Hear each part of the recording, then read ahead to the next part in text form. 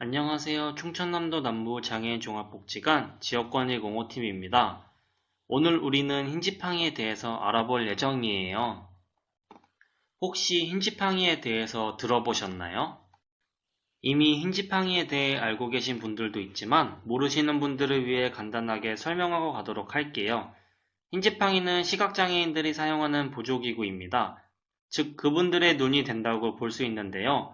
이 흰지팡이는 고대부터 시각장애인들의 보조기구로 사용되어 왔으며 이것이 현대에 들어서도 사용되고 있는 것이랍니다. 흰지팡이가 왜 생겨났는지에 대해서는 두 가지 유래가 있는데요.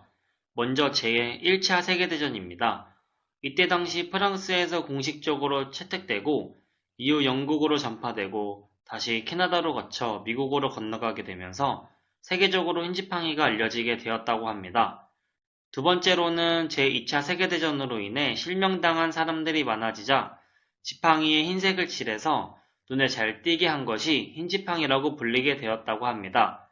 이렇게 두 가지 유래가 있지만 여기서 중요한 것은 전쟁으로 인해 실명당하는 부상자가 많아짐에 따라 그들을 위한 보조기구가 생겼다는 것입니다.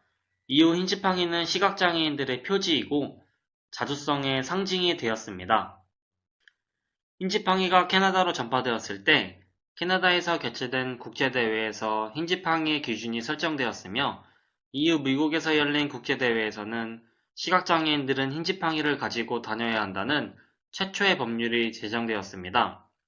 이후 미국의 케네디 대통령은 시각장애인에게 흰지팡이를 주장하며 시각장애인의 기본 권리를 주창하고 사회적 책임을 촉구하면서 10월 15일을 흰지팡이의 날로 공식 제정하여 각국에 선포하게 되었습니다.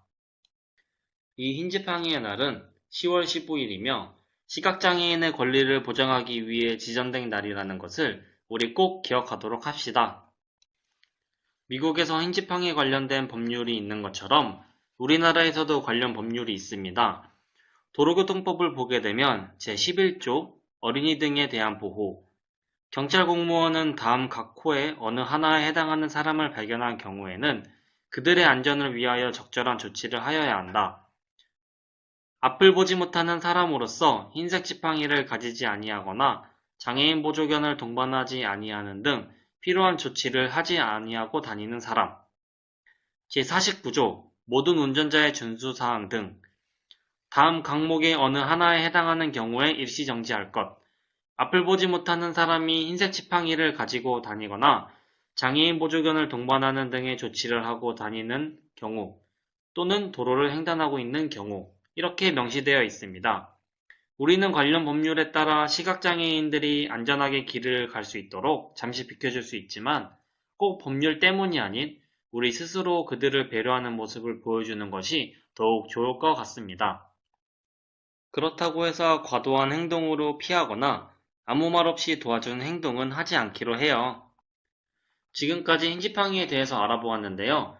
흰지팡이가 무엇인지, 흰지팡이의 날은 언제인지, 어떻게 흰지팡이가 생겨나는지에 대해 정확히 알게 되셨나요?